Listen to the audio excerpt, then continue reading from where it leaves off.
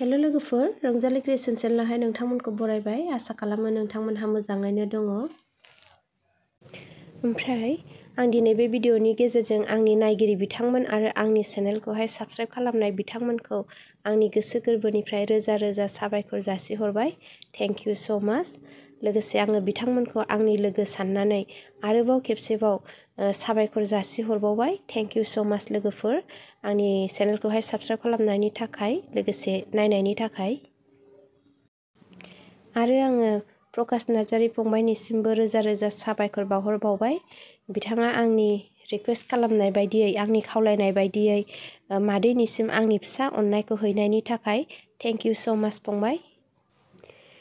ओमफ्रायहाय आङो आंनि चेनेलावहाय गार्देनिं, कुकिं, क्राफ्ट, एमब्रयडारि, लाइफस्टाइल ब्लग भिडिअखौ होनाय जायो।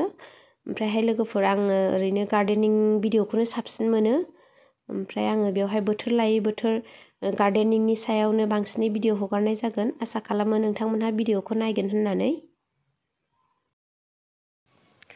बिदिब्ला लोगोफोर, आंनि भिडिअखौ आं एसेयावनो दोनथ'नोसै। आसा खालामो नोंथांमोनहा आंनि चेनेलखौहाय सापर्ट खालामगोन होननानै, आरो आङो इयुनावबो बिदिनो हेफाजाब होनो हागोन होननानै इसोरनाव आरज गाबनाय थाबाय।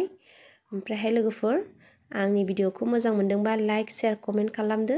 लोगोसे चेनेलाव गोदानै फैदोंब्ला चेनेलखौ साबस्क्राइब खालामलांदो। गोजोन्थों।